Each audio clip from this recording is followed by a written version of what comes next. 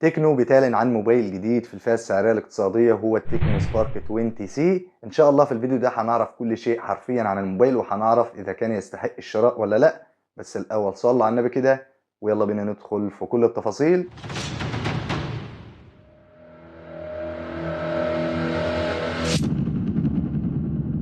اهلا بيكم من جديد في عالم الموبايلات. هبدأ معاكم بالمواصفات العادية للتكنو سبارك 20 سي. واولا التصميم، الموبايل مصنوع من خامات بلاستيكية سواء الظهر او الاطار الجانبي، اما الواجهة الامامية طبعا مصنوعة من الازاز. ابعاد الموبايل الطول 163.7 مللي، اما العرض 75.6 مللي، والسمك 8.5 مللي، والوزن 185 جرام. الحقيقة التصميم رائع وشيك ومفهوش اي مشاكل. طبعا الموبايل بيدعم شريحتين اتصال 4G، وبيدعم تركيب كارت ممر علشان تزويد المساحة الخارجية. الموبايل بيدعم بصمة الاصبع موجودة على زر الباور، وبيدعم بصمة الوجه او خاصية الفيس اللوك التعرف على الوجه، وبيدعم منفذ سماعات الاذن، وبيدعم خاصية الاوتو جي لنقل الملفات عن طريق فلاشة خارجية من خلال منفذ الشحن. والموبايل بيدعم محرر الصور والفيديو والمستندات، وبيدعم تشغيل الصوت والفيديو أكتر من صيغة. أما نظام التشغيل أندرويد 13 مع واجهة هاي او اس 12.6. دي المواصفات العادية اللي موجودة في التكنو سبارك 20 سي. نيجي بقى للمواصفات الرئيسية واللي من خلالها بتقرر هتشتري الموبايل وبتحكم على الأداء. وأولا البطارية، واللي بتكون بسعة 5000 ملي أمبير، وشاحن سريع بقوة 18 واط، ومنفذ الشحن تايب سي.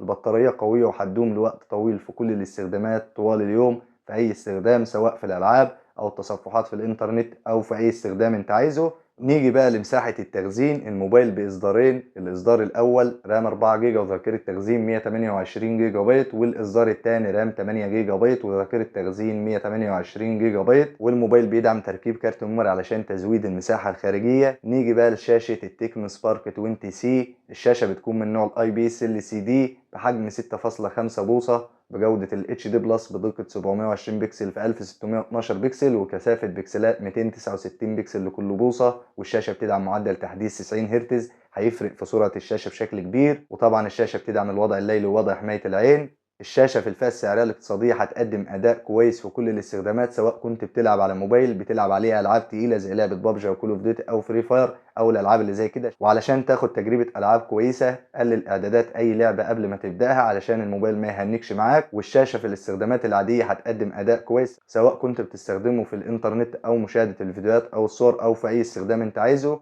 نيجي بقى لأداء التكنو سبارك 20 سي. المعالج ظروفه قوي ولا ضعيف؟ تعالوا كده نشوف مع بعض. المعالج يا أصدقائي بيجي من شركة ميديا تك هيليو جي 36 ثمان النواة بدقة تصنيع 12 نانومتر، والمعالج الرسومي باور في ار جي اي 8320. المعالج هيقدم أداء كويس في كل الاستخدامات، سواء الاستخدامات العادية زي الإنترنت أو مشاهدة الفيديوهات أو الصور، وكمان في الألعاب الخفيفة والألعاب التقيلة بيقدم أداء كويس. وزي ما قلت لك في الشاشة يا صديقي العزيز، علشان تاخد تجربة ألعاب كويسة خاصة في الألعاب التقيلة، قلل اعدادات اي لعبة قبل ما تبدأها علشان ما تحسش بلاج معاك او تهنيج. نيجي بقى الكاميرات التكنو سبارك 20 سي. واولا الكاميرا الامامية، واللي بتكون بدقة 8 ميجا بكسل وبتدعم ال HDR والبانوراما، وتصوير الفيديوهات بجودة ال HD بلس بدقة 720 بكسل بمعدل التقاط 30 اطار في الثانية. الكاميرا الامامية هتقدم اداء عادي جدا، لا يرتقي للجيد ولا هيكون ضعيف، هيقدم اداء متوازن يتماشى برضو مع فئة الموبايل السعرية.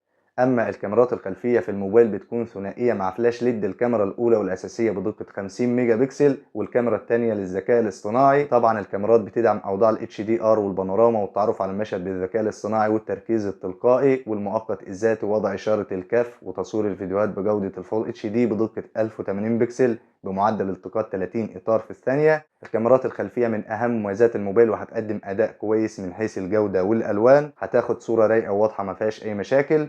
نيجي بقى لالوان التكنو سبارك 20 سي. الموبايل باربع الوان، بالاسود والاخضر والذهبي والابيض المتدرج زي ما هو واضح قدام حضراتكم. نيجي بقى للخلاصه واللي من خلالها هتعرف اذا كان الموبايل يستحق انك تشتريه ولا لا. من الاخر كده يا صديقي العزيز، الموبايل في الفئه السعريه الاقتصاديه بيقدم اداء كويس في كل الاستخدامات. لو انت عايز الموبايل للالعاب هيقدم لك اداء كويس، ولو انت عايزه للاستخدامات العاديه برضه هيقدم لك اداء كويس، وفي التصوير بيقدم اداء كويس. لو انت بقى عايز موبايل اعلى من كده، دور على موبايل تاني في فئه سعريه تانيه.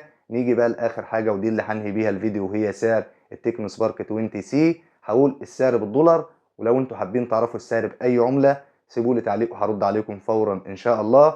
سعر الموبايل بالنسبه للنسخه الاولى رام 4 جيجا وذاكره تخزين 128 جيجا بايت بحوالي 135 دولار امريكي.